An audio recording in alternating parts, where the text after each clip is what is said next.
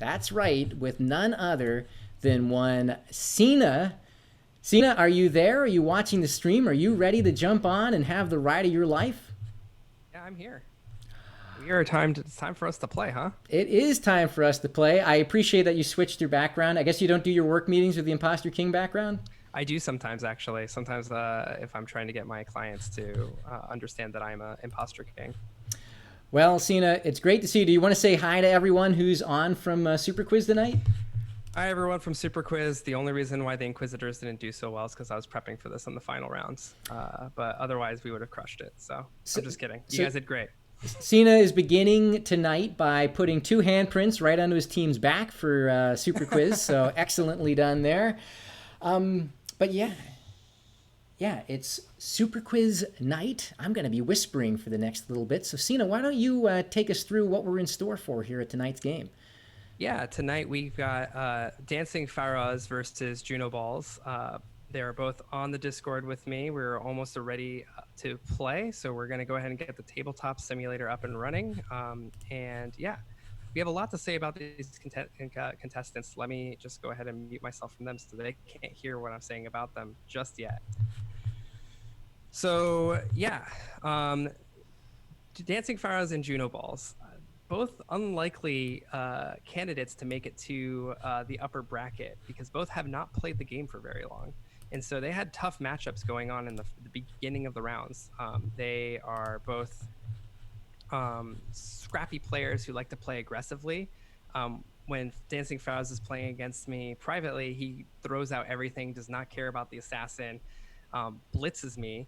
But last time we saw him play, he actually played it a little bit more casual and a little bit more conservative, I want to say, not casual, conservative, where he took his time and it actually paid off dividends. So I'm curious to see what he's going to bring this time.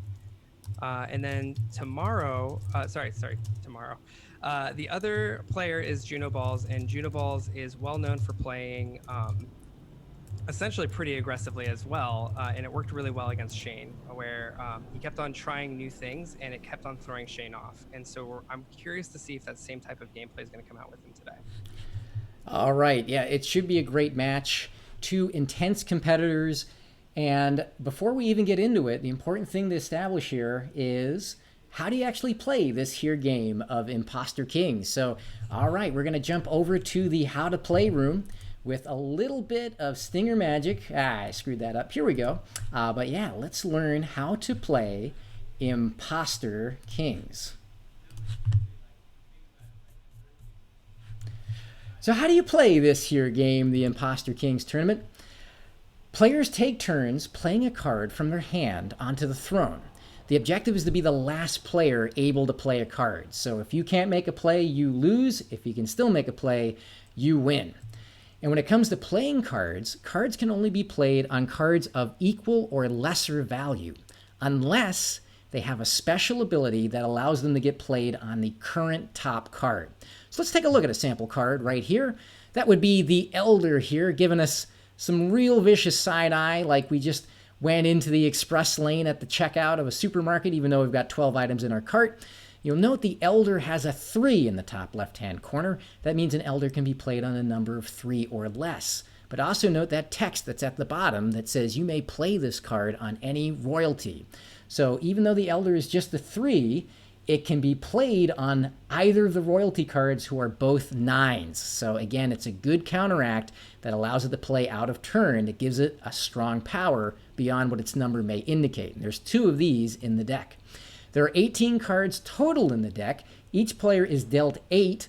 The remaining 2 are burned. 1 is face up and 1 is face down. And that face down card makes all the difference because it's the same 18 cards every time. It's that 1 face down card that's unaccounted for at the start of every hand. Information is paramount. Each player also starts with a face up king card. Prior to each hand, each player burns 1 card face down and selects 1 card as their successor card to place face down next to their king. So speaking of that king card, here is the king giving us maybe not that friendly a glare.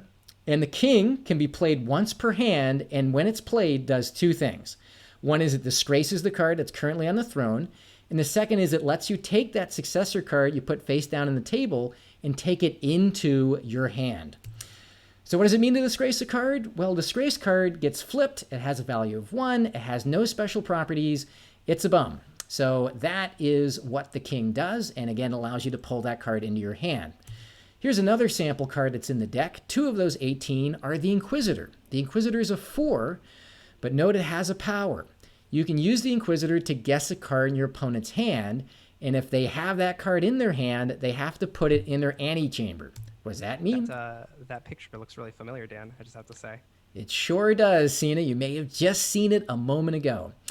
Antechamber cards must be played next turn, regardless of whether it would otherwise be a valid play. So what you do with the Inquisitor is you guess what's in your opponent's hand. If they have it, not only do you know they have it, they have to play it. It's a good way of dictating strategy. Finally, 2 other cards you want to keep an eye on out of those 18. There's the Fool, a humble one, but playing the Fool means you get to pull any card on the table that's face up into your hand. Can be game winning if it gets out. And then there's the Assassin. Again, just the humble number 2. But if your opponent uses their king and you've got the Assassin in your hand, boom, the Assassin gets played and they are dead and you win. So a lot of the play of this game is all about accounting for these 2 cards. So there you have it. That's how you play Imposter Kings. Let's talk a little bit about the bracket tonight. So as Sina mentioned, this is the other semifinal in the upper bracket. DancingFaraz and Junoballs both won their first round match, and whomever wins this will advance on to play Mr. Rogers for the inside track for a finals appearance. The one that loses will pop on down to the losers bracket, where they will play the winner of the, where are they going to play, Sina? They are going to play, I believe, Johnny Go Dolan. The winner of the Johnny Go and Dolan match. So a lot at stake here. Anything that you want to toss in before we jump into Imposter King Stadium? Whoops. Hold a second. Yep. Just like last time, we talked to our contestants about what's their favorite play. And so first off, DancingFaraz says, my favorite card in the Imposter King's game is the Mystic, because not only does she have the high value of being a 7, but because I think her utility is crucial for when you want to throw a monkey wrench into your opponent's strategy. An honorable mention goes out to the Fool, because I always sing the chorus of the song Galantis, only a fool, when I play it to the throne. He will actually sing it every single time he plays it, so that's something to look forward to. On the other side, Junoball says, Princess swaps with 4 Z's for days, and days really like protracted, so DAAAAYYYYS. So the Princess swap, we all know, is extremely powerful. We'll see if he gets to utilize it this time. All right, With that being folks. said, let's go ahead and get started. Let's go in. So we're going to take just a brief break to get everything set up as we step into Imposter King Stadium. We'll see everyone there in 1 minute, 1 short minute. See you there in 1 bit.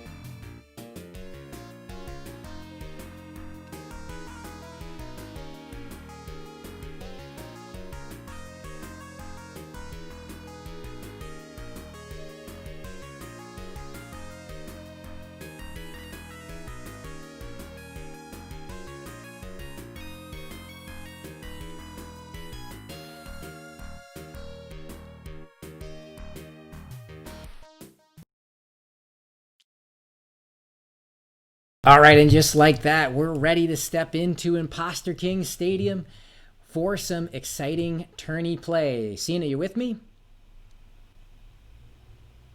I sure am. All Hopefully you can right, hear me. let's Yep. hope Comcast is as well. All right, folks. Well, for all of you who stayed on from Super Quiz, thank you so much for doing that. And apologies for the kind of rough transition there. That's what you do when you don't rehearse at all. That's what you get. And for everyone else who's just joining in, really excited to have you tonight.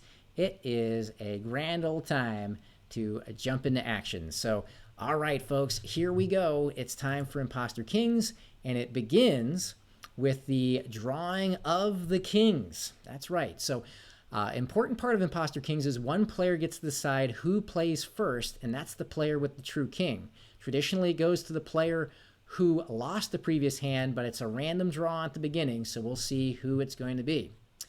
And we're going to go ahead and pick their card here. They're giving it a shuffle, and here it goes.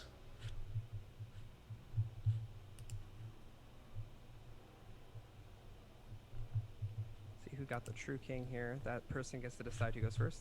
There he goes. Looks like Junoballs starts off lucky.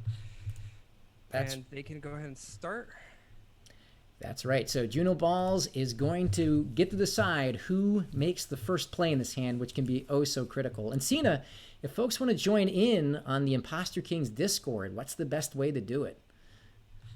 Well, I think we'll be posting the link pretty soon here, both in the Super Quiz Discord as well as in the chat.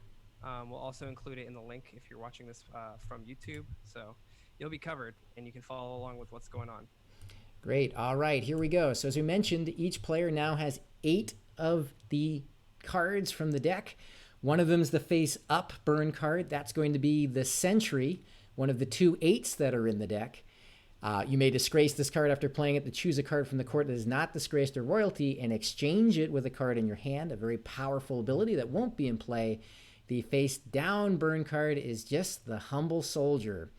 So, all right, folks, if you ever want to check in on, whoops, let me go ahead and boost Sina's volume there. But if you're looking for what the cards do, the key is on the right-hand side of your screen. We'll also be highlighting them as they're played. And we're going to start by looking at the hands of the 2 players, starting with Junoballs, who will get to elect who goes first. And in Junoballs' hand, you've got the Inquisitor, the Mystic, the King's Hand, both Oathbounds, the Zealot, the Warlord, and the Elder. Sina, what's your take on this hand?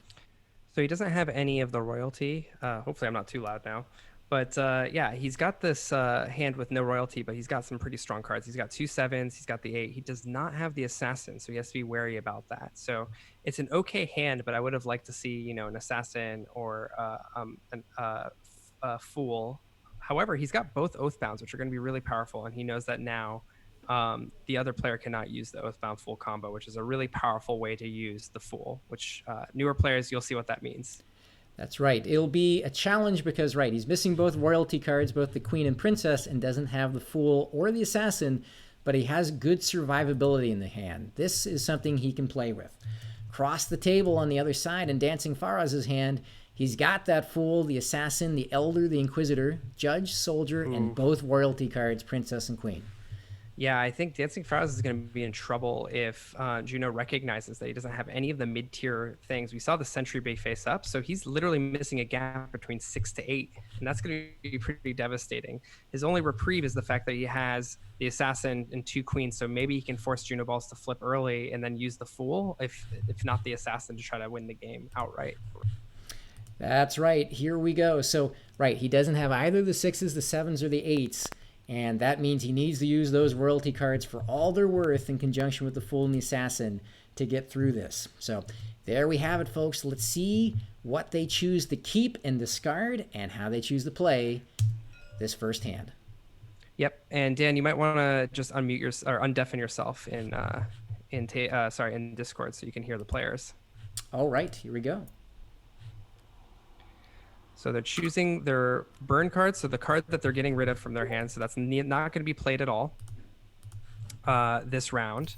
Those players who discarded it know what it is, but the other player does not. And then they're choosing one card to be their successor card. Some good manners coming out. So that successor card, when they decide to flip their king, which is kind of their get out of jail free card, they get that successor card. It's valuable in hiding information from your opponent because there's a lot of cards that ask about the opponent's hand, as you can see from the 4s and 5s. Okay. So here we go. We're going to kick off the first game. Starts off with Inquisitor here. Do you have an Elder? Son of a beast.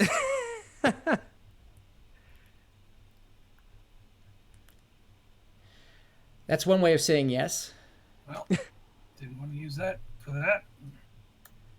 Oh, wow. He's starting off with a King's Hand. Elder with my King's Hand, which kind of sucks. So these are both disappeared. Okay. So in terms of what just happened, so again, the Inquisitor was used the way that we mentioned, and the King's Hand, in addition to being an 8, can be used almost like a counter spell card, where you can counter the use of a card's ability, and they both go away. No, it's actually my turn because you used your King's Hand in response to my Inquisitor. Oh, I thought that was a reaction card, similar to Assassin. But... They're puzzling it out. But what I was going to say is that, I mean, the only downside with this is that now Junoballs is down an 8. He lost one of his 8s for the Inquisitor.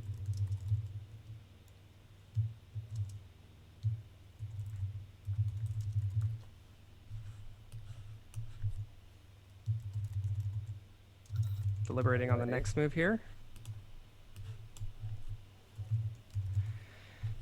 Yeah, so we see that he put his assassin down. So he's going to try to pressure Juno into playing something high, and then he can use his king as a value to get his assassin back into his hand. I think that's the play. He's debating on whether he should bring out the soldier or not. He knows that Junoballs has the Elder in his hand, so he could bring out the soldier, and if he guesses correctly... I will play the Judge. He chose the Judge instead. Another guessing card. So he can guess Elder for sure. I will ask if you have an Elder. Yes, I have an Elder. Okay. I actually like this play because now if he puts the... I will put a card into my antechamber. If he puts a soldier there, that's really powerful. Can't do that, though. He's done this multiple times. So the Judge gets to guess a card name in the opponent's hand. I think it needs to be 2 or higher. Oh, that's right. You're right. I'm sorry. No, I did the same thing several times last round. Gosh darn it. Yeah. Darn fool. Okay, sorry. Then I will put the soldier into my antechamber. Which means no matter what next turn he's playing the soldier. It doesn't matter how high of a value Junoballs plays. So this puts a squeeze on Junoballs. That's right, because he has to play a card that's higher than 5, but he knows in some ways that power will be wasted. I don't like this hand as much as I thought I did at first. I love Junoballs because he really talks through his emotions throughout the ground. He doesn't want to play that Mystic yet because he can't use the Mystic's power. If you read on the sidebar there, he can disgrace itself to say a number 1 through 8, but it only works if there's already a face-down card in the court, which there is none currently. I would actually love, in the comments, too risky for a king flip. I would love to actually see a king flip. The only issue is that he still has to deal with both of those royalty cards, and one of those ways is either the Oathbound or with his king flip. So it's dangerous for him to try to do that.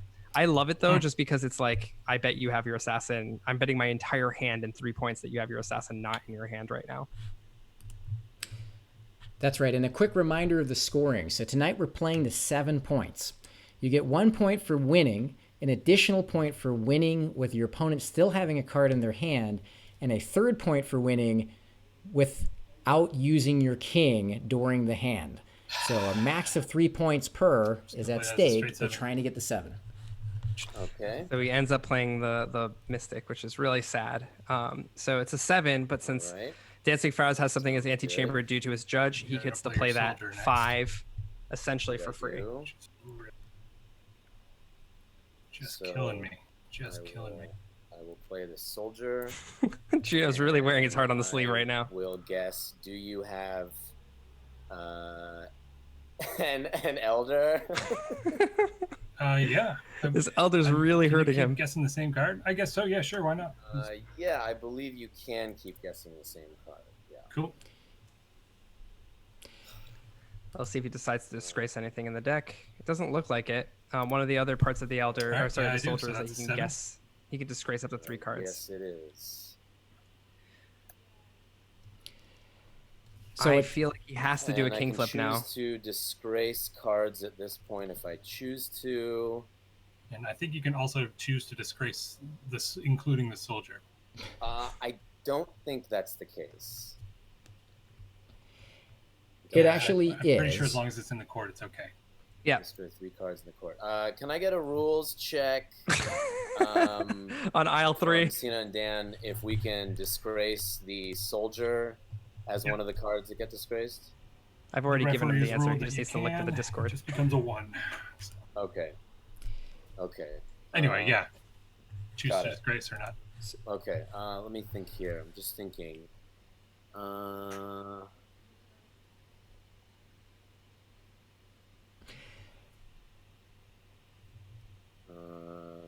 Okay. So again, He's trying to just puzzle over what he could have in this, his opponent, what he could have in his hands. I will choose not to disgrace any cards. so important things for Juno so it's here. Now, it's now my a turn. step. Yep. So Juno suspects correctly that Faraz has both royalty cards, both 9s. That's why that elder is such a contentious thing. It's just a 7. Just a 7. Okay. If I was Faraz right now, this is the flip. So How to get that Faraz assassin in his hand. picked the assassin as a successor card, meaning it's not in his hand until he flips his king. Why would you do that? Because there are cards like the Inquisitor that could pull that card out of your hand and play it before you want to, so it's a way of hiding it. But Alright, given its ability, if I Juno flips his king will- before he gets it into his hand, it is useless. So he's taking a real risk by not flipping his king I will here. flip my king. Very good. This There- is the right play. I There think. it is. Yep. Now he's forcing, he has the assassin in his hand, and now Junoballs effectively cannot flip his king. He does have an Inquisitor to take care of that assassin if he so chooses. And I think this is the right time to play it. Oh, thank you. So Junoballs has a disgraced card to play on. He can play any of the 3. So now it's my turn on an open board. That's right. One thing to Thinking note, about that Oathbound, which is dangerous. so one point. Well, I will play this Inquisitor and name the assassin. Perfect. So that's the right play. You He's now are calling out the correct assassin. that I have the assassin. So now Faraz has to play it. So he rooted out correctly that Alright. Faraz had the assassin tucked away in the successor card, spotted it immediately, and used his opportunity to fish it It's your out. turn. Oh, Getting a weird clip through there. yeah, right. Thank you for Tabletop that. Simulator. Yeah. You know, there's ways to All deal right. with the physics in So Tabletop at this Simulator. point, I will flip my own king. But... Ooh, it's too early. It is your turn. He might on have to, but an it's open board. still... Indeed it is. I will. Here it comes. The Galantis song. Is he going to do it?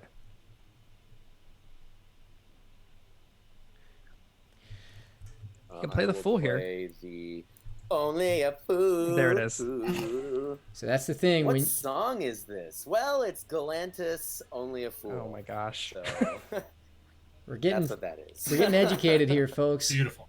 Yeah. So the fool allows him to take any Okay. card that is not disgraced, aka face down, And back I into his hand. will Very powerful take card. Back Hard to play. the He's gonna take the Mystic, isn't he? Mystic. Good thing he didn't disgrace it when he got that soldier card Be call some big correctly. move energy there for me. So Good that- news is that Right. Juno can That's a still good keep play. this to That's a good a Thank you. 2-point hand. A 1-point loss here. But the board's open for you now.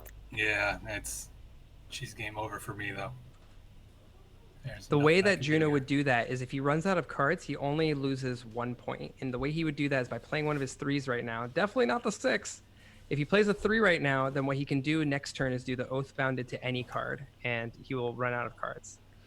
That's right. And the one to play here would be the Zealot, because you know likely Faraz has 2 royalty cards, and the Zealot, while powerful, cannot be played on top of royalty. because that one's being wonky.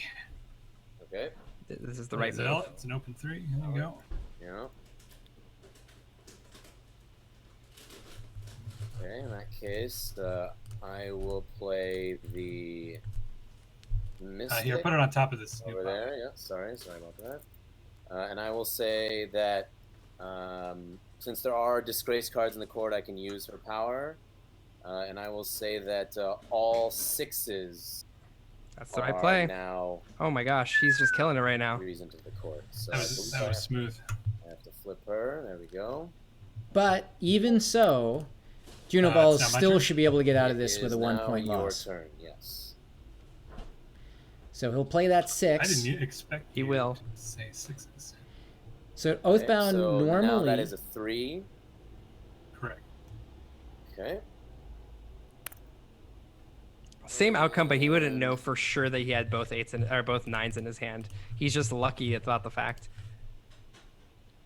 It would be funny if DancingFaraz plays as the princess and asks for a swap. I'm just kidding. That would be a bad move. That would be a bad move. So Faraz is seeing if there's any sort of preference between one or the other. There isn't.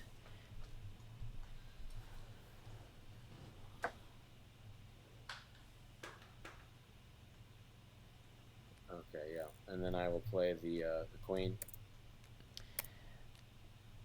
So the Queen, Magisterial as always, is one of the 2 royalty cards. She's a 9. Thank you. And when she's played, every other card that's been played is disgraced. All right. Well, I will play this last elder. Okay. And that gives it to me. So is that 1 point then? He still has You to play his haven't played your princess. card yet. So nobody's won yet. Oh, sorry. That's right. My bad. There. All Now- right. 1 now point. it's 1 point. Well, there we go. There's the first round. I think round, bud. Junoballs really kind of escaped there. It could have been way worse for him near the end there. So good on him for keeping it to a 1 point. And yeah, I think that was a great first round. That's right. Very well fought. Intense. Comments in the chat mostly revolved around Junoballs maybe getting himself into a jam, locking himself in the cage by using his King's Hand on that Inquisitor play early, because that was his countermeasure to the Assassin, and it really caused him to make suboptimal moves after that for fear of flipping his king. Do you agree with that analysis, Sina? Yeah, I think so. I think anytime you use the King's Hand on a card that's like a 4 or a 1, that's kind of painful. So looks like he only got 1 card there. We'll see if he decides to get it. He just needs to hit the number 7 now. Juno just... So one other thing to note is each player gets a mulligan, 1 mulligan per game for their hand, for free, no questions asked. So either player can throw their hand away. Weirdly, it looks like Faraz just did. Is that what just happened there, Sina? I think what's happening is that they're having issues with just drawing cards, and that's the reason why I trailed off there, so I apologize about that. But yeah, now they're going to go ahead and draw again. Okay, great. So once per match, you can mulligan a hand. After then, it costs you 2 points. So you want to hoard that mulligan carefully because it can make the difference between winning and losing your match. All right, let's take a look to see what got burned this time around. The face-up burn card is the Oathbound, and the face-down burn card is the Assassin. There it is. These are always a treat, these rounds. Pretty excited about that because neither player knows that the other player does not have the Assassin. So they both are going to be very cautious about the Assassin, but neither of them actually knows that the other player does not have it. That's right. Both assume that the other one does, and that's going to inform a lot of unusual play. Always delightful when that's the case. So, losing the first round, Junoballs keeps the first player king. Let's take a look at his hand first. All 3 5s, both soldiers and the judge, an elder, both royalty cards, the queen and the princess, an inquisitor, and the zealot. Thoughts, Sina? Man, this is a bummer because the face down assassin is really going to put fear into him to hold on to that inquisitor, and that's the only counter he has to it. So this is actually a better hand than it seems because he will be in fear of the assassin. But the problem here is that this is basically DancingFaraz's hands last time, except without the assassin and the fool. So it's not a super great hand, and we'll see if he's going to play that. I'll tell you right now, I think what will make or break this hand is if he can hold the princess until the final play. That tends to be the hammer here, and if he can keep it, then he will be in good shape. Yep. Flipping across, so those are where the 7s and 8s are. Dancing Faraz's hand is Fool, Elder, Inquisitor, Oathbound, Mystic, Warlord, Sentry, and King's Hand. Yeah, again, this is tough because, again, neither of them know that the other player has the assassin. So those Inquisitors, whoever plays it first might give unintentionally the answer that that card is no longer around. And so they just have to play it really calm and collected when the guesses are coming out, because I bet you it's going to be Inquisitor.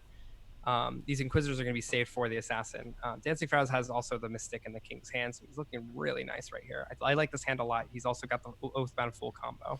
Yeah. He's only got one Elder to deal, by the way, with the Onslaught of Royalty, but that could be enough. That's right. It'll be interesting. I think Faraz has the advantage coming out of the hands, but we'll see how they play it.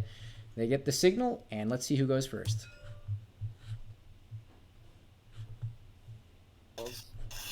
I will go first. You'll go first. Okay. Sounds good. Oh, he just flips his king And and now puts it into his hand.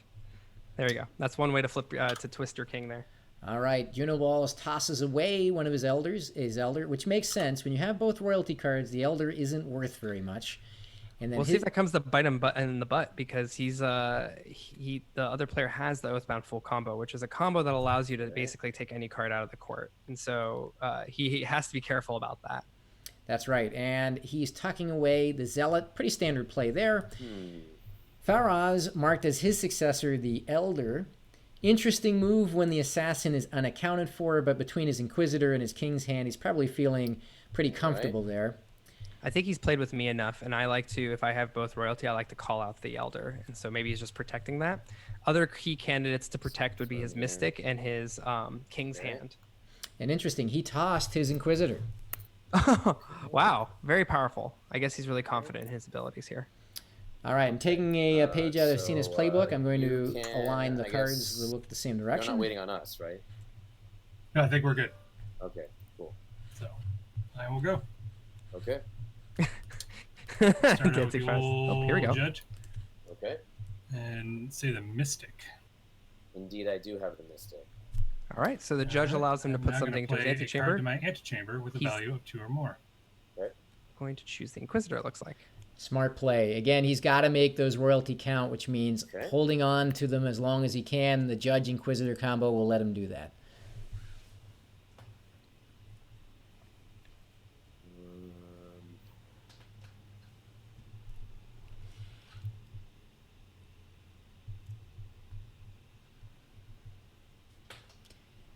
So now Faraz knows whatever he plays, it won't matter because it's going to get that Inquisitor played on top of it.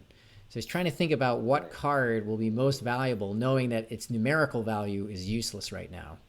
And this is exactly why the judge opening is so strong, and why you keep hearing me time and time again to say, the judge is really powerful. You just have to use it correctly.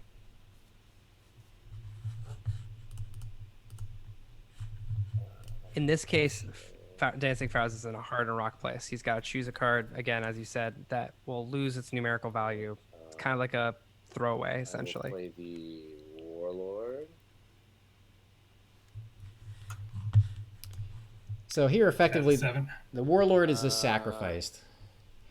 It's a 7, but it will be played over. Actually, no, I don't want to do that. Sorry. Nope, no worries. He's going to play a Sentry instead. Maybe use its ability. The only ability he could use the Sentry on is to get that judge. I'm gonna. He might be looking for a value Sentry I'm gonna here. play the Sentry. He really does not like the fact that he would be wasting a card. Is one thought here, maybe he wants to get a disgraced card in the throne to use as Mystic? This is a disaster for Oh, me. it could be. Actually, that's a great idea. No, Well man. thought out, Dan. You watched my last game. You saw me do the same thing a few times. Yeah, no good. Okay, so I'm gonna do my Warlord. I love that idea, though, Dan, where you use Alright. the Sentry just so you have a disgraced card, so you could use the Mystic, because the Mystic can only use its ability if there's disgraced cards in the court. So it's just a 7. Yep. So this is coming out Inquisitor, Big and I'm guess. gonna say Elder. I do not have an He's going to Elder. feel good about that Wow. one. He hit his Elder. away Hiding from the- pays Alright, well, off. See you with 4.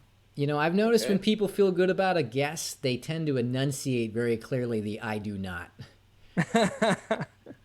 Are you insinuating that maybe someone you play with Uh. every Tuesday night sometimes does that? Sometimes, perhaps. Not to give away tells here, but that That's right. So that's the reason to throw something in the successor spot I will. is to avoid exactly what just happened. I will play the casual 8. So smart play here. Just use Okay. your 7s and 8s to put number pressure on Junoballs, force his hand to play those royalty cards and counteract them. Yeah, if you're Juno right now, you play the queen, I think. There's no elder. You know he has no elder. You play the queen, and then he came in full Oathbound combo. He's thinking about it. Oh, there he goes. Perfect. Because what the queen does is disgrace all the cards in the court. Queen, okay. And now if he tries to use the full Oathbound combo, he can only pull his Oathbound back into his hand, essentially. Superbly thought through play there. Exactly the right card for the moment. Because, yeah, full Oathbound will get him nothing because the Oathbound will disgrace the queen as part of it being played, which leaves the full nothing to pick up. I'm going to flip my king. And so what's interesting is Faraz flipped his king with a fair bit of confidence there, even though the assassin is nowhere to be found and no one's even talked about it. He's got his hand over the king's hand, so I think he was okay with actually having to sacrifice that. Now, Junoballs is in fear. He's like, does he have the assassin? I know where he's at right now. But now, because there's nothing he can do about the assassin... I just think I looked at that by accident. The right play I swear I'm not cheating, and I'm just clumsy. The right play for him right now is you look at this card? Yep, well, I was looking at what was this because can we get a rules clarification now that you've seen the burn card? Did you see him see the burn card? I don't think I saw that. Put the burn card on the other side over here from now on, so I don't clumsy that up. There you go. Family friendly. Well, you get one F word in the PG-13 stream, just like a movie. Okay. Yes, Juno did see the card, yeah. So that's really important here. I'm going to leave this one up to our referee, that would be you, Sina, to adjudicate this one. Okay, so it looks like he did get the green eye.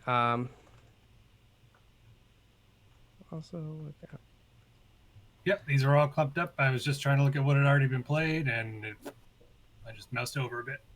It was an honest mistake, but obviously you have an advantage now. Yep, I hear you, man. I'm not making a decision one way or another. Yeah. Leave it up to the why don't creator of you? the game. Yeah. Let me look up the rules here. I'm gonna go ahead and figure this out. All right, I'll go ahead and chat. So 1 sec. Oh my, Sina's never dealt with this before. I have dealt with this before. So right, this is good. This is what's so important. This is good. Let's from now on. Let's put the upside down card away from the other upside down cards. Are you used to sitting on that side or my side? It shouldn't matter.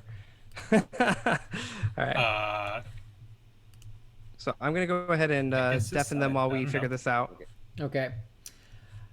All right. Well, folks, a little bit of a rules shimmy here. So Junoballs accidentally snuck a peek at the face down burn card, which is especially pivotal here since it is the assassin, and that almost certainly will change the way he plays for the rest of the hand. It's an advantage, and even if we were to just flip that card, is still an advantage because right now, DancingFaraz has some information as well. So we'll see how Sina wants to judge this. My thought is it will either go where we will flip the face down burn card so both are face up and they'll finish out the hand, or we'll toss all the cards in the center. Now, fortunately, the status of the hands right now I would say, are still relatively even. So I wouldn't say that this is Junoballs getting necessarily that big of an advantage by terminating the hand early if it does go that way. But at the same time, this is a hard decision for our Imposter King's judge as he works through it with our two players. So while that's all going on, folks, I didn't get a proper chance to say hello and also a proper chance to say goodbye to everyone who played on Super Quiz tonight. I had a blast. I'm sorry for the kind of anticlimactic, not the ending. The finals were extremely climactic, but the denouement was not as clean as it could have been. So I appreciate all of the time tonight and getting a chance to catch up with all of you. And for those of you who have held on, really glad that you get a chance to see what the heck it is I'm talking about when I'm plugging every Tuesday night. I'm going to play the soldier right here. So it looks like the DancingFaraz had two options. And, I'm going to say the card name Oathbound. I do have an He oathbound. he could either flip open All right. the card, or Well, that is now a 7. he can do a redraw That for the is honest now a mistake 7, number 1. indeed. So you can go ahead and flip that card face up now, Dan. Okay. So again, the election is to make that public knowledge now that the assassin is the burn card. Oh, This is going to make Junoballs significantly more relaxed knowing that information. Again, honest mistakes happen. The first part of the honest mistake is that you can either see the information that they gained, or you can ask for a redraw. If there's another honest mistake, then there's a little bit more harsher penalties where they can either take away your mulligan or take a point advantage. play the king's hand.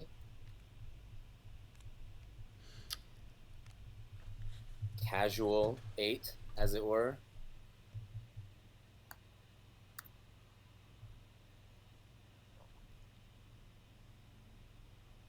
What happened to Dancing Faraz's Sentry? When did he play that one? He played it right at the beginning.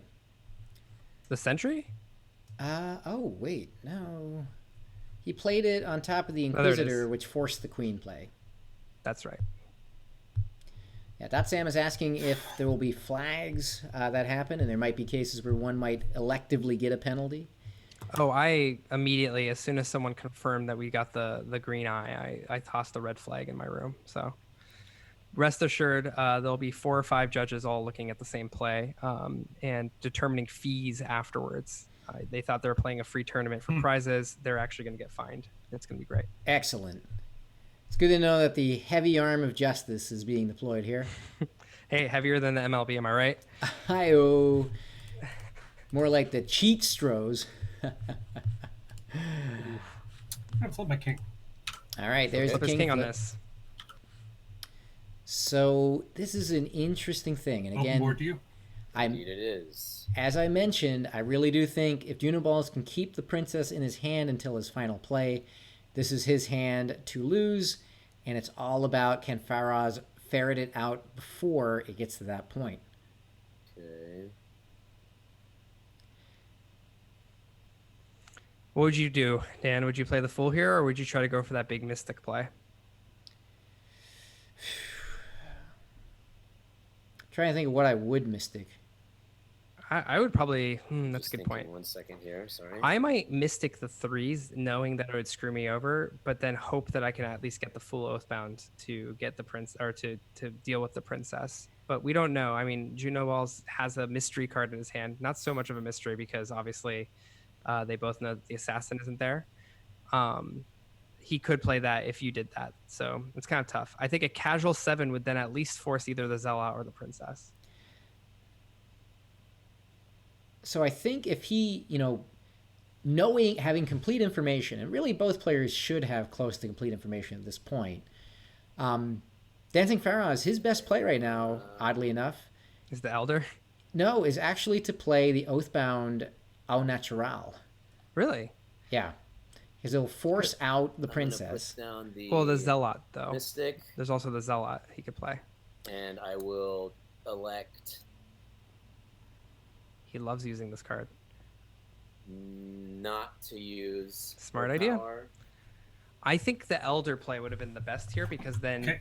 it would have not changed the breadth of cards that Junoballs could play other than the Soldier. And then he's playing in a waiting pattern to be able to either use the full Oathbound combo and still have that Mystic in the back pocket. Okay. See, issue with this one is just that. But now he... It's going to be really interesting because if Dancing Faraz decides to play as Elder and Junoballs decides to play as Soldier, he would definitely... Junoballs would not want to win or actually guess a correct card in his hands because then he would be able to...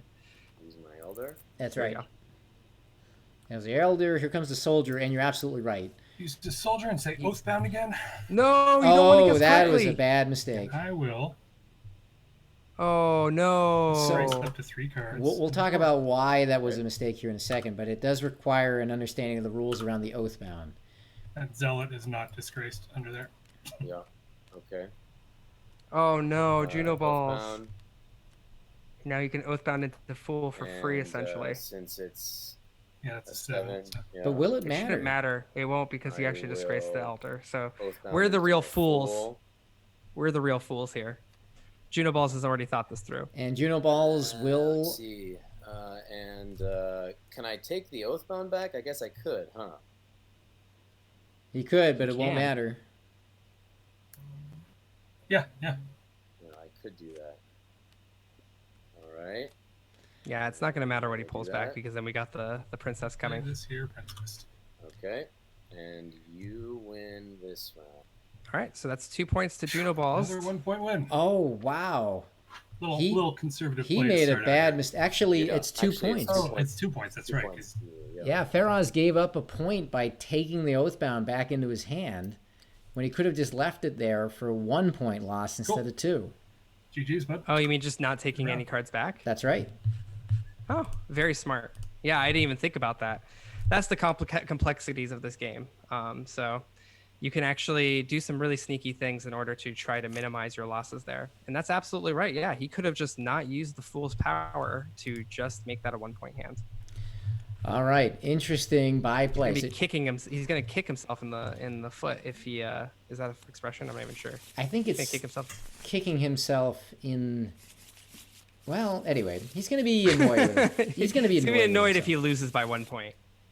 So that's right. So Junoballs takes the second hand, takes a 2-1 lead. First player king goes to DancingFaraz, and now they have their hands, and this looks like it's shaping up to be an interesting one. The cards, as we have it, so the face down burn card is going to be the Oathbound. The face up will be the Soldier. Switch those around. They're already switched. Oh, perfect. Wow, that blows my mind. Okay, let's go into the hands. So we'll start with Faraz's hand since he has the first player king. And it is a similar hand to what we've seen before. So an Elder Zealot, Judge, Soldier, Oathbound Sentry, King's Hand, and Princess. So a very strong, good top end. It's just missing the 2 specialty cards. That's right. I mean, we've talked about this hand multiple times already. The only difference is that this one now has an Oathbound in there. We've got the double 8s, and the Mystic is ideally over. I think it is, yeah. It's over in Juno's hand. So Juno's going to be looking to try to use the Mystic against those double 8s. And then I think he's in a good spot. All right, going across the table. So Junoballs' hand, he got both specialty cards, the Fool and the Assassin. Otherwise, it's Elder Inquisitor, Mystic, Queen, Warlord, Inquisitor. So both Inquisitors in his hand, no Oathbounds, none of the 5s. What would you make of this? Yeah, it's a little tough. He's got to get that Mystic out somehow. And he's got to get DancingFaraz to flip his king in order to use that Fool. So it's not great, but he's got a lot of pressuring tools. And so I absolutely, if I was DancingFaraz, please do not make Junoballs go first, because he's going to run a train with that Inquisitor. He's asking right now. That's right. It would be hard to let him play your hand like that, especially given he has both of the powerful king flip cards. I will go first. All right, and DancingFaraz that. chooses to go first. So that's nice. For All him. right, DancingFaraz is going first. That's the right move. Looks like they're getting started here. Let's see. Faraz has picked the Zealot as his successor, tossing away a Soldier. Looks like interesting. Junoballs is tucking away his Mystic. He must have studied some of the tapes, because we all know that DancingFaraz's favorite card is the Mystic. So, oh, he tossed the Fool. And he Johnny Go. chucked the Johnny Fool. Go is so happy right now in the chat, I'm sure. Sometimes the threat of the Fool is worth more than having the Fool in your hand. Probably going to play around the Assassin, and he's probably reserving that Mystic to play against the 8s. When you have the Mystic, but neither 8, that's a common play. Yep, go ahead. Yep. Okay. I mean, he could also, knowing that he has the Assassin in his hand, he's probably going to Judge. flip early just so he can get the Mystic and have a disgraced card in the court. And I will inquire if you have the Mystic. I do not have the Mystic. Well played. No. So his hideaway card turns out to be the Mystic. He hides the successor away from Faraz successfully. Great play by Junoballs. Good heads up. And yeah, I think he studied the tapes a little bit here. Yeah, he Unfortunately, definitely. he still can't play he unfortunately still can't play as Inquisitors, but still. That's right. We saw that play used very successfully in an earlier Okay. match. And here we go. Now pulls the Mystic into his hand, disgraces that card. He can use that Mystic, and he's probably going to use it on the 8s to make them render them useless. Okay. So if you are Faraz, of course you can King's Hand that Mystic play. Correct. But it would seem to me one way to get around this is just go ahead and play your Sentry and let that number put pressure on him. Yeah, absolutely. Yeah, I'm really worried because, I mean, you play that 8. What else does he have? He doesn't have very much. He's got, I mean, literally, if he plays an 8 twice, then he wins, right? But he doesn't know that for sure. Bound, casual That's 6. All right, here we go. Play that Mystic, call the 8s, draw out that King's Hand, and then there's nothing stopping him from assassination other than maybe not having enough cards to deal with it. Play the Mystic and choose the number 8. There it is. He's got to disgrace that card. He's reaching for the King's Hand. Faraz is. Will he use it? I will.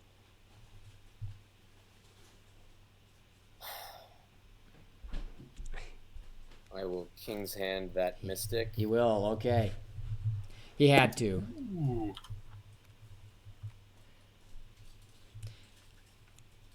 I have to admit, Faraz is in a real bind now. That's okay.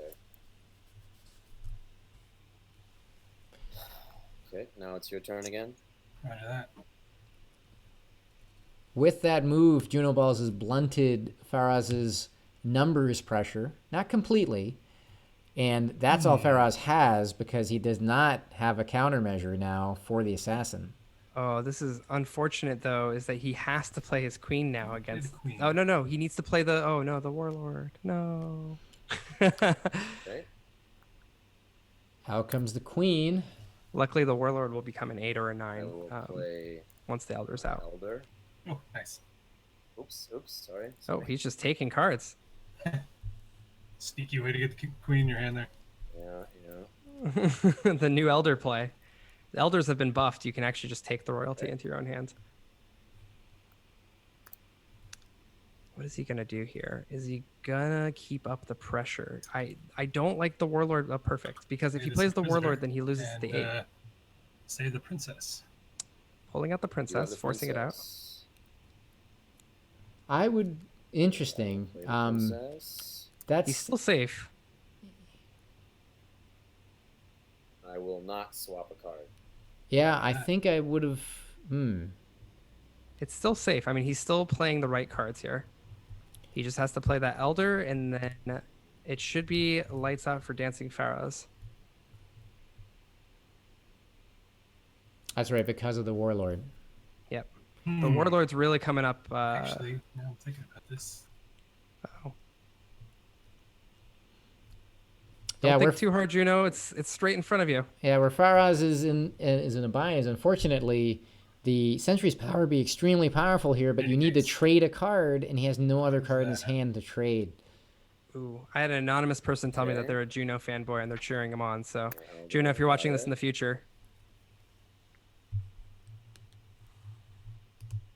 you've got a fan. And I think you're earning fans with these types of plays. I think this is just the perfect squeeze. At this point, DancingFaraz is going to have to play a Sentry. There's nothing he could really pull. He can't pull anything because it's an exchange with the Sentry, so he just has to play that 8. And the next turn, he's going to have to flip his king. Yeah, he's DOA. There's no way out. 8, You win. and I will play it casually. Yep. Okay. Yep. No. I Someone, realized. Oh, no.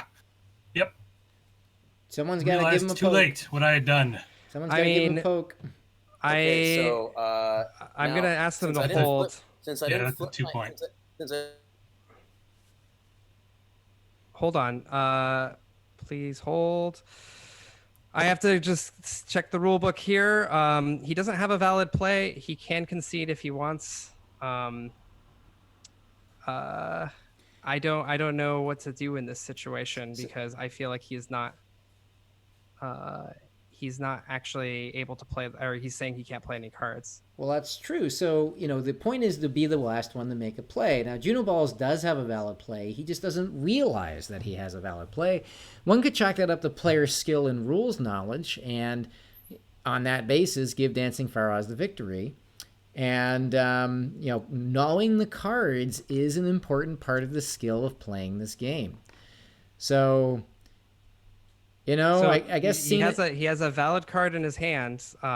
He should play it. And I'm not so sure if if you put your king down in chess and you say that you concede, there's no coming back from it. So unfortunate for Junoballs. I'm going to ask him if he's going to concede. Now, of course, asking him formally that way might clue him in to a play, because obviously that doesn't happen at the end of any hand of Imposter Kings. So we'll see if that maybe rouses him to take a deeper look at his cards. And the nature of the discussion here is in this card here, the Warlord. So the Warlord is normally a 7. But note, if there are any royalty in the court, this card gains +1 value in your hand and an additional +1 after being played. And there are 2 royalty cards in the court. Both the Queen and the Princess are in the court right now, which means that the Warlord can be played as if it's an 8. And then once it is in the court, it would be a 9. So we'll see what he elects to do. Datsam is pointing out that my hand is visible to the players, so that is important. We don't want to tip anything. I'm gonna mute for a second here, Dan, and talk with the players for just a second. So I'll be right back. Okay. So it'll be interesting to see what happens here and what these players elect to do and what Sina, our judge, elects to do as well. Because, right, Junoballs has a formal play. As a matter of fact, this is a very important swing because if Junoballs makes that play, Dancing Faraz has no option but to flip his king, which will terminate the hand. It'll be a 2-point loss. And then if Junoballs concedes right now, then, of course, it will be a 2-point win for Dancing Faraz. So a 4-point swing overall, definitely a big deal in this match. And it really all depends on the call being made right now by our judge. So interesting little aspect. Now, Sam out in the chat is pointing out that this would be something of a karmic justice play after the inadvertent peek at the burn card last hand. Well, I could see it either way. Now, Ad Astra is pointing out that would be Mr. Rogers in the tournament. Yeah, the rules say you must play a card if you can, which would mean it's not elective, meaning, if you have anything that can be played, then you need to play it. It's not a player's choice. In the same way that you can't checkmate yourself by moving your king into check on your own turn unless that is your only valid move. As a matter of fact, you can't even do that if it's the only valid move for the king. That's considered a stalemate. So it's interesting what this will be, and I can't hear them hashing it out. It'll be interesting. This is a friendly game, of course. It's a friendly tournament, but at the same time, every player wants to win. There's a lot of pride at stake, so we'll see. I especially will, with you having pointed out that the rules say you must play cards, and Sam, you're absolutely right. Any non-tabletop simulator implementation of this game would highlight your valid plays. You've talked me into believing that the right thing to do would probably be to notify him that he has a valid play and to let that go. But again, this one's down to the judging, and it looks. I see the points going to Dancing Faraz, so it looks like the decision is to concede, or allow Junoballs to concede as if he did not have a valid move. And it looks like it is going to be 4-2 Dancing Faraz over Junoballs, with the third hand going to Dancing Faraz. That is a bit of a surprise based off what we just talked about. Plenty to talk about on the blogs and Twitter after this. You'll definitely be seeing a lot of this in the news after this match. But it's an interesting outcome from this. Again, it shows that card knowledge is paramount. Yep. And to give everyone at home context, I think what happened is that DancingFaraz realized what happened and he felt bad, essentially. He was like, you can still play that. Gentleman rules, you can still play that. But Junoballs also likely was like, I've already conceded. So he admitted that he already conceded. So I gave DancingFaraz 3 options. They can replay the hand. He can take the 3 points, or Junoballs gets the 2 points, because with the rest of the play, we knew exactly what was going to happen. Junoballs insisted that he loses the points, and DancingFaraz agreed and feels really bad about it. It could be maybe a little bit of a, this whole game's kind of been a little bit of a mess back and forth, but I think they're both not happy with the decision, but have mutually come to the agreement that DancingFaraz should win that, since Junoballs did concede and I believe showed his cards as well, which is the rule point there. Just like in chess, you put your king down, you're done. If you show your cards and you say I've lost, you're also done. So there is 3 points to DancingFaraz, now making it a 4-2 game, and we should just get started with the next one. All right, gallant players, these two. Hey, if both players are feeling bad, then probably was the right decision, as they say about compromises. All right, well, let's move on to hand number 4. Face-up burn card is going to be the Elder, and the face-down burn card is the Queen. Interesting. Whenever it's royalty, both players think they're in desperate trouble, even though they may not be, because they think the other player has it. All right, well, the first player king will go to Junoballs, having lost that last hand. Let's take a look at his hand, and it's got a lot of options. What do you think, Sina? Yeah, I think that it's a good hand. He's got 9-7-6. He doesn't have any of the Fool or the Oathbounds, but he's got a pretty solid hand. So he's got he's got the Mystic, which everyone seems to love and favor, so that's good. He's also got the Princess, which he can use to force a swap if he needs to, which is something that he loves. That's exactly right. So again, I think this hand will all be about reserving the Princess as the hammer at the end. Jumping across the table, so looking at DancingFaraz's hand, Fool, Assassin, it's the full rainbow. 1, 2, 3, 4, 5, 6, 7, 8. A lot of options, no royalty, which will feel bad given that he does not know that the Queen is not in play. But this is a good playable hand. Absolutely. And he's already snagging his hand out there, thinking about getting rid of the soldier. I think this is a pretty good hand. He's got the Full Oathbound combo. He's got the Assassin. He's got an Elder. It's pretty good. Hopefully he doesn't toss that Elder. All right. Well, there you have it. Let's see what they do. I love your commitment to at least keeping the format the same here, which is having the burn card and the face down card and then swapping them, so that way it's easier for the players. It's really got the same process. I love it. Yeah, we got to do our best. All right. Well, here they go. It looks like for DancingFaraz, he's going to put the Assassin as his successor card. Soldier is what he tossed away. For Junoballs, he tossed away the Soldier as well. The Zealot will be his successor. Interesting. So that means Assassin play will be intriguing. Do you think Junoballs is going to try to hunt that Assassin early, given his hand? We'll have to see. I mean, I think he's got that Judge Inquisitor combo that I've been talking about, that he could always use. But we'll see what he decides to go with. Looks like Faraz is thinking, even though Junoball says he's going first.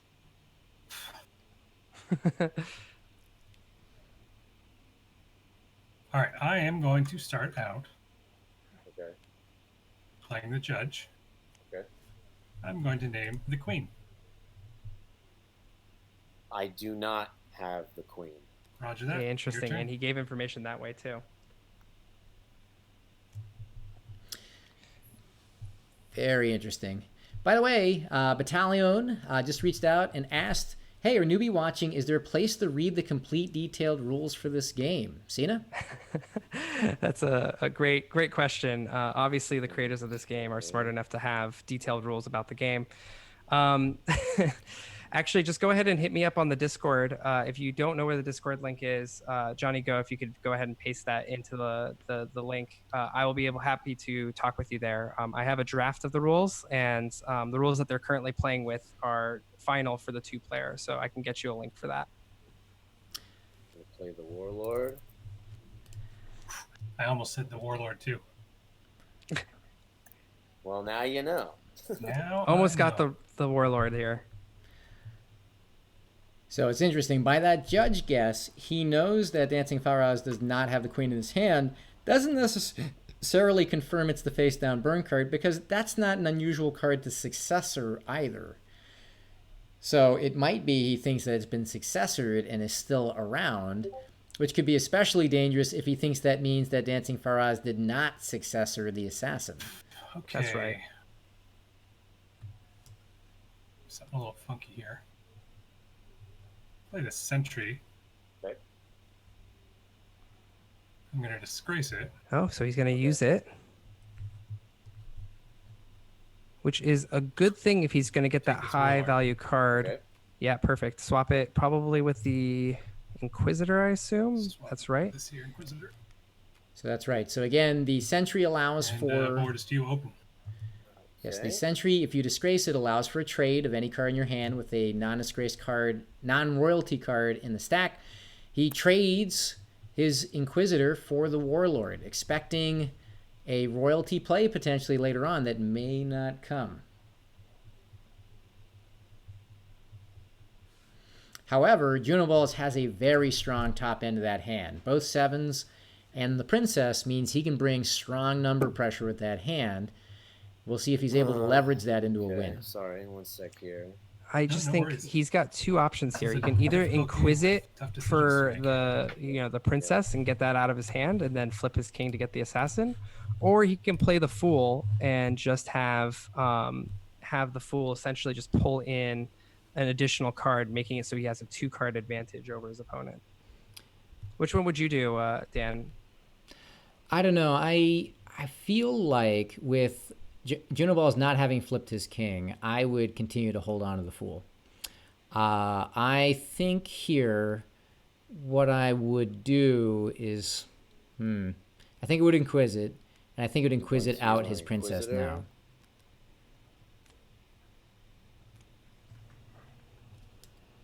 And Inquisit.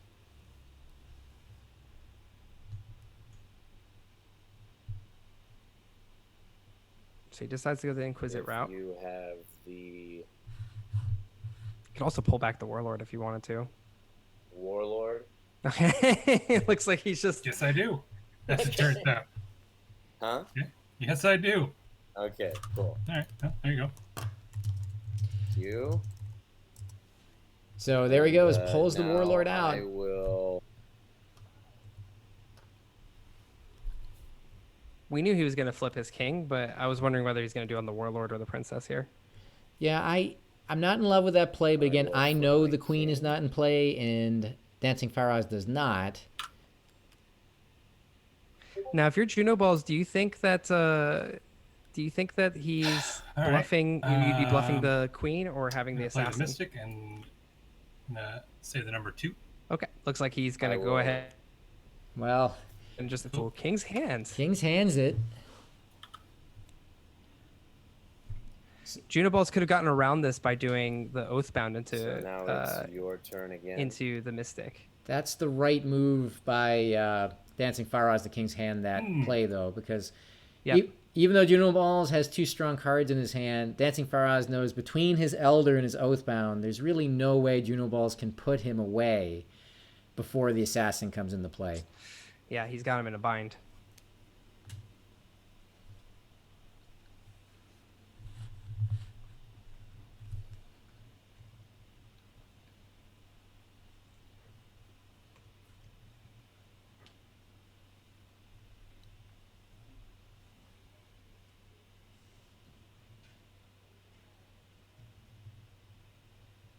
I think he's just realizing that. It kind of sucks when you feel like you have the answer to the assassin and then it just gets king's hand away like that. So Dotsam is asking, how many points do you lose if you can see with no cards in your hand but a king flip available? The answer is that I counts can as having a card in your hand, because the successor card could be pulled in your play hand this with a king princess flip. here, It still counts and I will as an swap extra card. point. Correct. Okay. So they're playing the princess, trading and hoping to get lucky. I've got to think here, Sina, he's going to toss him the fool. Yep. Or even the Oathbound. I mean, it doesn't matter. Let me just He knows that see he's here. cooked. 'Cause- Sorry.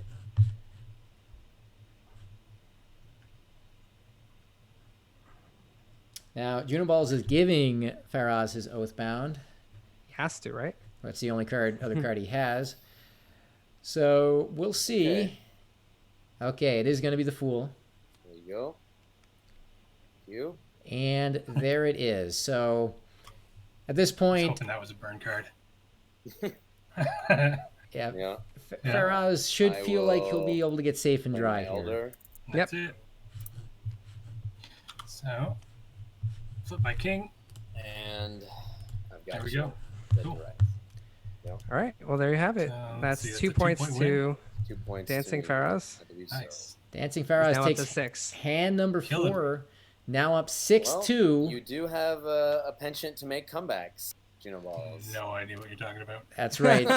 So for context there, folks, Junoballs was down 5-zip against Shane in the first round and came storming back to win 7-5. Dancing Faraz again has him on the ropes 6-2, but again it takes 7 to win the match, and that means anything can still happen. So Junoballs will retain the first player king. His back is against the wall, but he still has his mulligan in hand in case he gets a dud hand, and I wouldn't say this one is over by any means. Yeah, I agree. I think Junoballs has the capacity. It's really tough to come back from a six loss though, because when your opponent's on 6, because they just need 1 point, which means they don't even have to play optimally. They just have to make it so they win by playing the last card. Essentially, a 1 point hand is if you both run out of cards. So if I'm Dancing Faraz, that's what I'll be looking to do, is playing super conservatively and just trying to squeeze that 1 point away. All right, so the face-up burn card is going to be the Fool, not in play this time around. Face down will be the Elder. So, oh, right, whoops, so there we go. So the Elder's face down. The Fool won't be in play this time around. Let's see exactly what kind of hand Junoballs got and whether he does want to play it. Looks like he got both 7s, the Warlord and the Mystic, the Princess, as well as Soldier, Inquisitor, Judge, Zealot, Oathbound. Sina, would you play this hand? I don't know. This is a tough one. This could be, I mean, for trying to not lose 1 point, it's difficult. I don't have the Fool. I don't have the Assassin. I don't have the 2 8s. I likely would actually mulligan this just because my back is so far up against the wall. Yeah, lacking both specialty cards, the pathway to win would be through numbers pressure, and I think you would need some real help from your opponent to get that over the line. I wouldn't feel great with this hand, but we'll see if he wants to play it. Across the table, the nice rainbow here, both 8s, the 9, the Assassin. A pretty strong hand here for Dancing Faraz. Yeah, this is a really good hand, and yeah, I think Junoballs should know it, and he should do something about it. All right, let's see if he does. Here's the signal. Okay.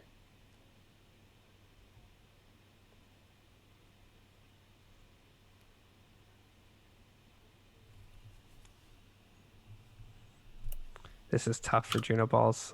He's going to play it. He's going first, too. Yeah, Junoballs is not one to back down from a challenge.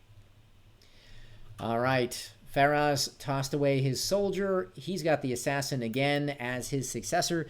Junoballs also tossed the Soldier away. The Zealot as his successor. That's an exact repeat of the last hand. Let's see if we get the same results. Yeah, let's see what happens. Although Junoballs, yeah, he went first last time too. He guessed the Queen. Let's see if he'll do the same thing. This is so important. He's got to dictate tempo. He's got to draw the top end of that hand out quickly. And the Princess has got to stick around. If the Princess, Right, I'm gonna start out with the old Judge again. Okay. You know what I would do, and I'm this gonna is me say not the King's thinking. hand. Oh, perfect. He got Indeed, the King's I do hand. have the King's hand. All right. So The dumb thing I would want to do is now go into Oathbound. Go into Inquisitor next turn, hit the Queen, and then Oathbound into Mystic to hit the 8s, because you cannot cancel out the Mystic if you use the Oathbound to use its power. interesting. So this is an important Inquisitor guess here. Yeah, sure is. I think he needs to hit the Queen, and I think he needs to do exactly that in order to get out of here alive. Because the Queen will give the Mystic the opportunity to play. And he'll need to use the Oathbound to do it, but that'll wipe both 8s, assuming, again, it doesn't get King's handed. And that's what will blunt the top end of Dancing Faraz's hand. The alternative is for him to inquisit the queen and then risk it all on a king flip, getting rid of the queen, allowing the eights to still thrive, and risking potentially losing the entire series to a king flip. But he's in desperate times right now, so he's got to make a decision on some risky plays. This is what happens when your back is against the wall. You know, it's true. There's no better time to play risky than when your opponent has 6 points, because a 1-point loss and a 3-point loss are the same. And Here he goes. He can also just pull that king's hand if he really wants, but I think you have to go the king's hand. He did. Go with the safe option. You have the king's hand.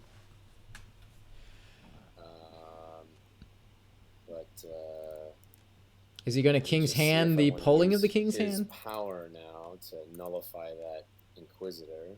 He could. It would be not good, because then he would... All right, I wonder if he's waiting for me to answer that. I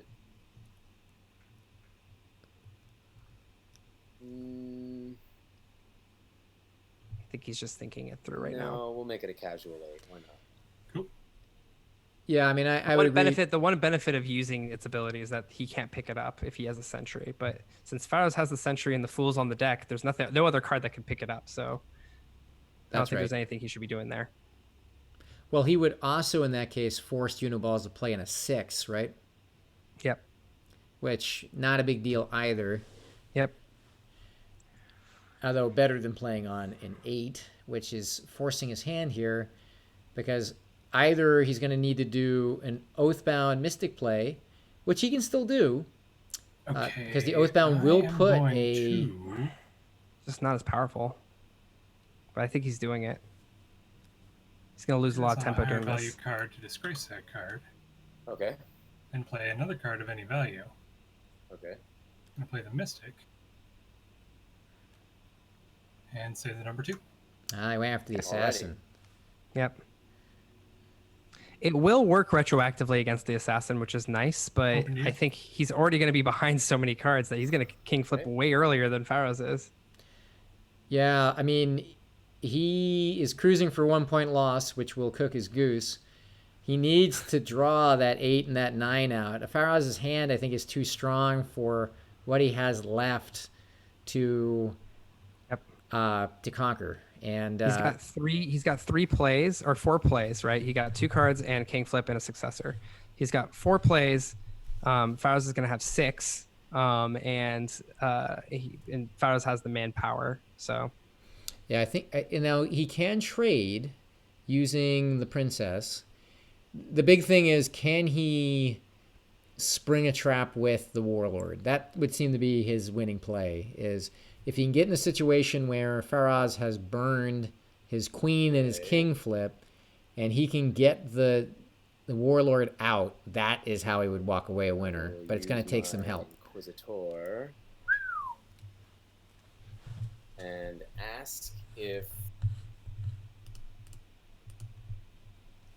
you have an elder. Negative Ghost Rider. Wing and a miss. That was the face down burn card. Yeah.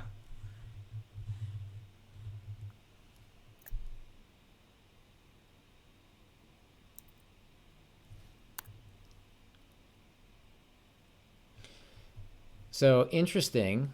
Gives a little bit of breathing room now to Junoballs. He knows he can flip the king with impunity, but he likely also wants to save that. Yeah, it's really tough right now because he's going to be down 2 cards. 1, because he started, and 2, because he used the Oathbound.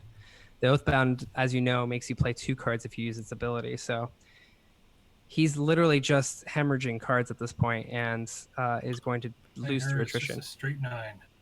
Does not want to trade either. 9. Interesting. He doesn't know whether he has the assassin in his hand or not. Yeah, and he would just get an elder back even if the situation is the way it is, which is not desirable here. Well, actually would have use. It would be useful. I will play my elder.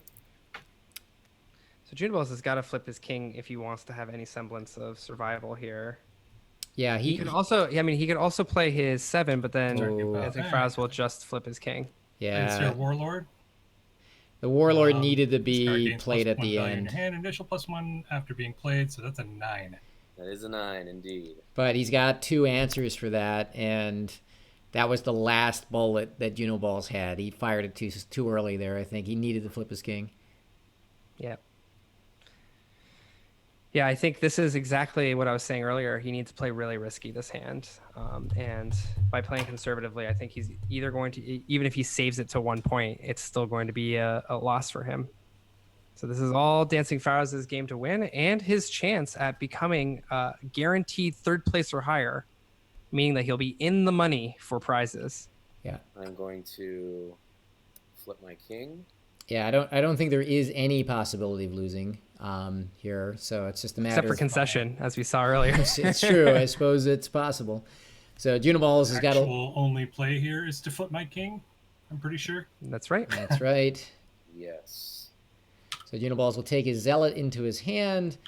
It will not matter ultimately. And now it is my turn. Dancing Faraz can play any of those 3 cards. We'll likely just go ahead and play his Assassin. Play my assassin. I will play my Zealot. That's it. I'm out of cards. And I will play my... Is he gonna toy with him? Use the Sentry's power here. Good games, man. That is Good it. games. That's 1 point to me. It's a 1 point victory, which is all you need when you've got 6. So Dancing Faraz takes hand number 5 and takes the entire match 7-2. Yeah. So well, there you have it. Man, you just kept getting King's Hand Assassin setups. That's right. I did. There were And you kept calling me out. Yeah. a lot of similar But hands. still, if I'm wasting cards to deal with that, that's just a shield for you. Well, there you have it. That's right, folks.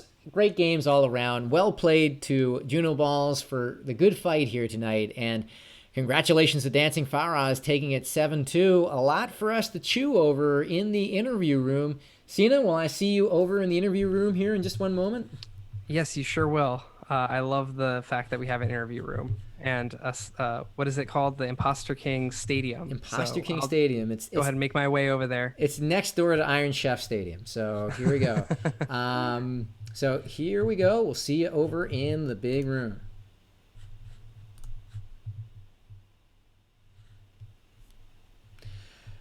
Well, Sina, an intense match tonight. A lot of hands that fell into a similar pattern. Faraz really controlling the tempo in most of those hands with, as Junoballs mentioned, great use of the King's Hand to really blunt any sort of initiative on Junoballs' side.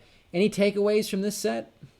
Yeah, I know both players are going to be a little bummed about some of the technical glitches and some of the mistakes that were made, but they both played really hard. I'm really proud of Dancing Faraz for being able to not know about this game like 2 weeks ago and now being top 3, which is a big deal.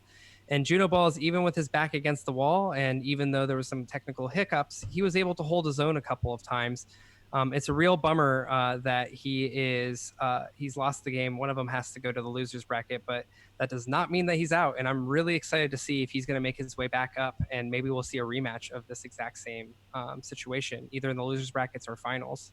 That's right. Junoballs is not out by any means. This is a double elimination tournament, so he, with a couple of wins, can get into the finals and force a rematch of this exact match. It'll be great to see that happen, but he's got a lot of fierce competition down in the other bracket as well. So, interesting play, definitely all around. I know right now we're looking to have Junoballs join us here in the interview room. Do you know if he'll be able to join us here? Yeah, absolutely. We're going to have interviews with first Junoballs, and then we'll go to Dancing Faraz. Yeah, and as you mentioned, it's double elimination, so lucky for us. He is still playing the game, and he will be... I believe playing against the victor between actually I don't have my my thing up, but I believe it's the victor between Johnny Go and Dolan. So that is correct. It will be the Johnny Go and Dolan match. Junoballs, thanks for joining us in the interview room tonight. Howdy. How's it going, boys? So a tough one tonight. A lot of hard fought hands. A couple of tough hands, some technical issues too that I know probably killed momentum there. What's your take coming out of tonight? First off, Faraz played the hands given to him very well. Like he definitely pulled off a few king's hands or inquisits that killed my plans for the hand. So big ups to him. Obviously, really, just like my last round, though, unforced errors are what kill me. So I gotta study up. I gotta bone up on all the possibilities. Do a bit of boning. So what is trying to keep it PG-13 here?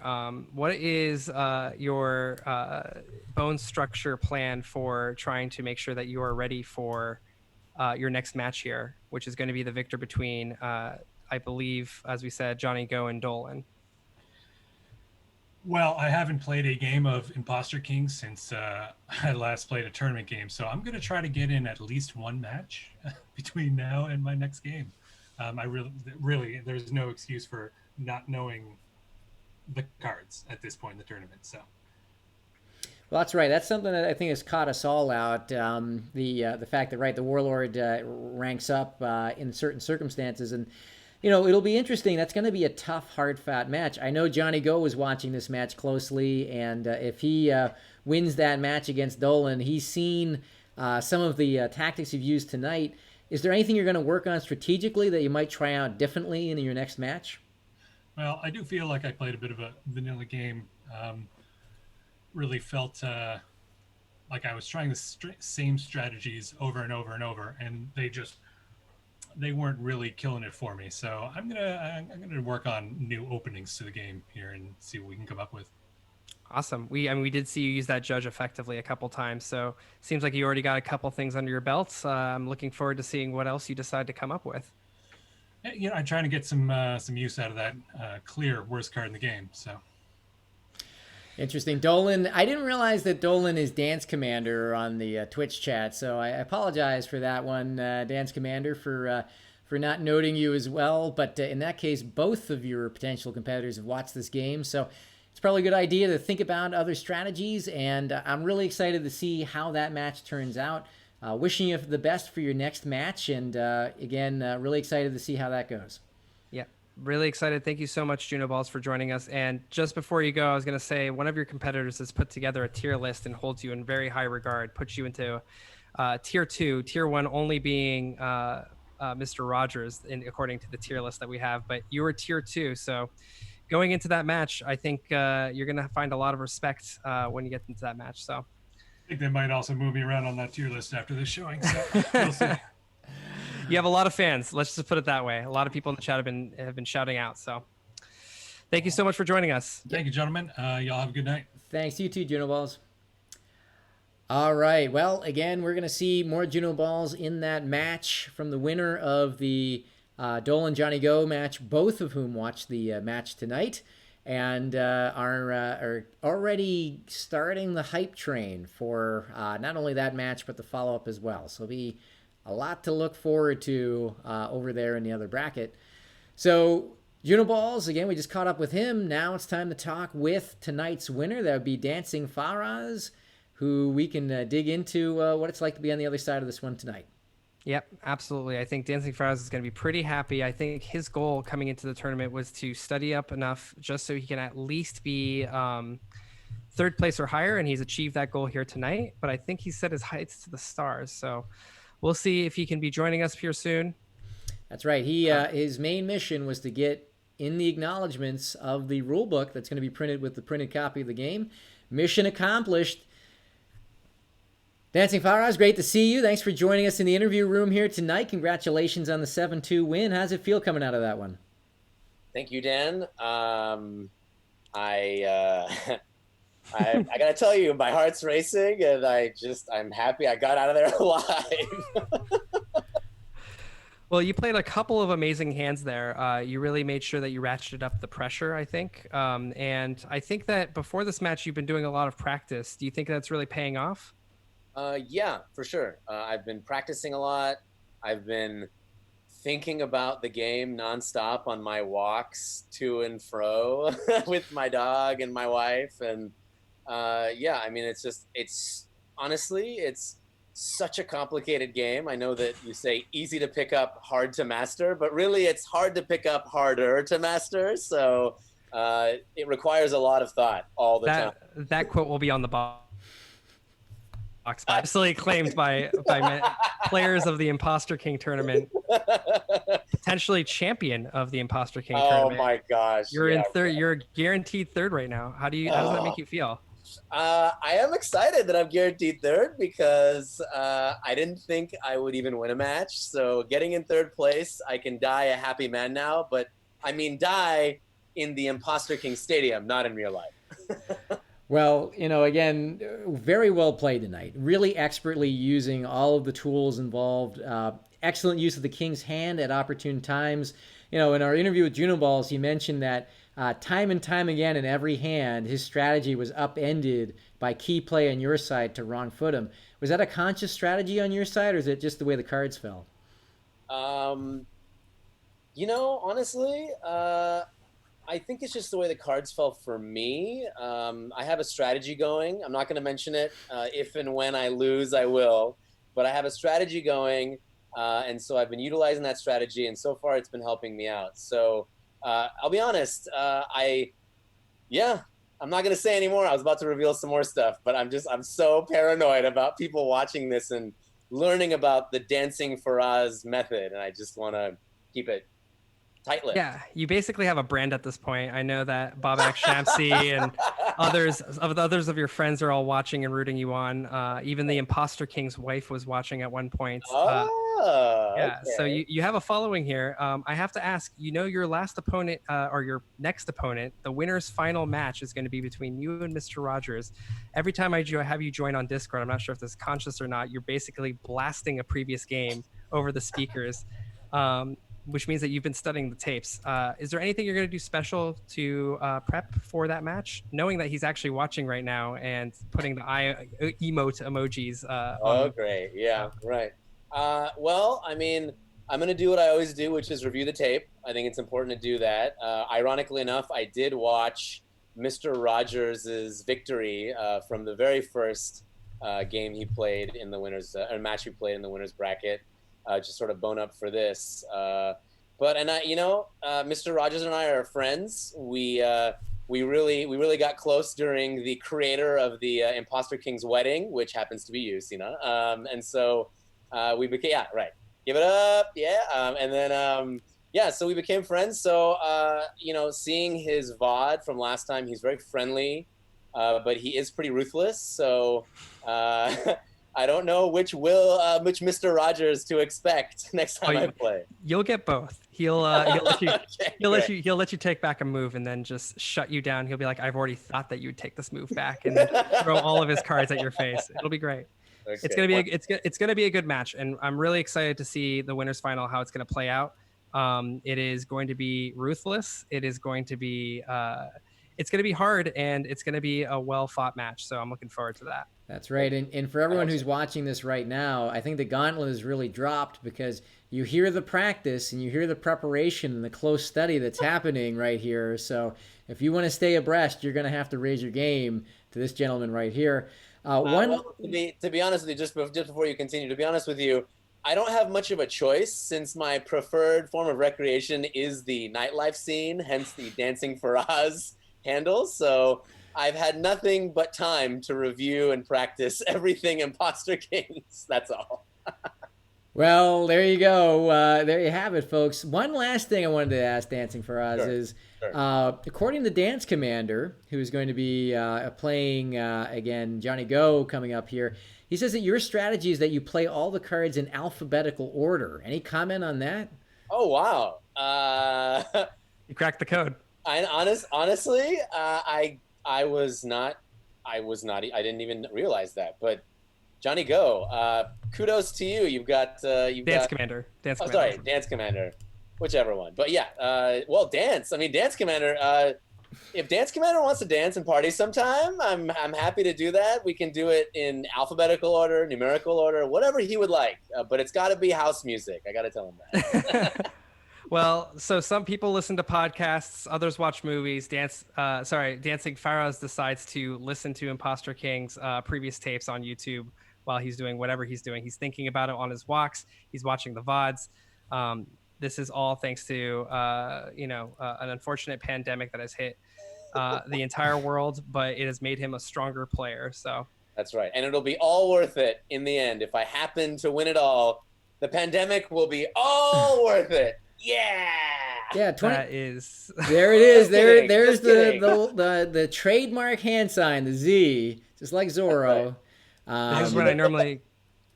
The pandemic actually won't be worth it. I would rather take it. I would rather never have this happen. But yeah, I just get to do this sometimes, right?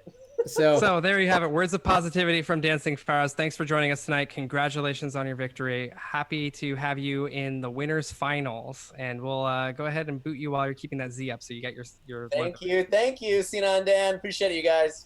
thanks, Faraz. All right, so one last thing before we jump in the final thoughts. Let's go ahead and recap the bracket and what this means for it.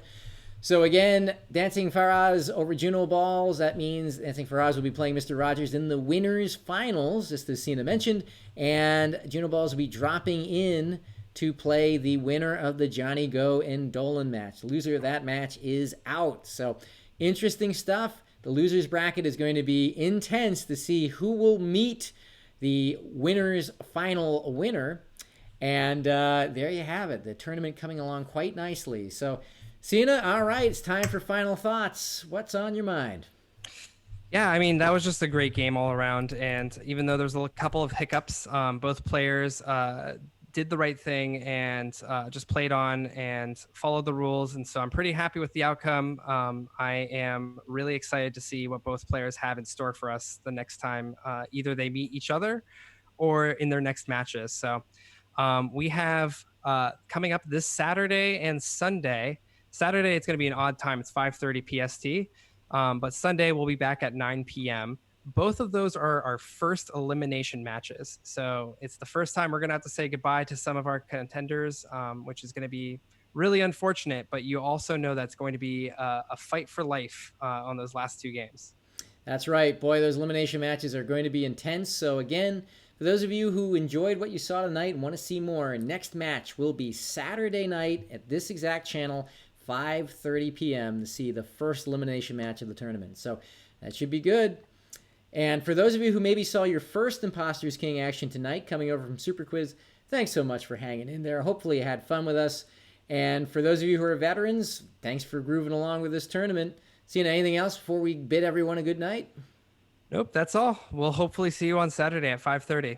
All right, take care, everyone. Have yourselves a good night and a good Friday. We'll see you over the weekend. Take care. Good night. We're gonna post the link in the Discord back in the chat one more time, and then we'll see you on Saturday. Take care, everyone.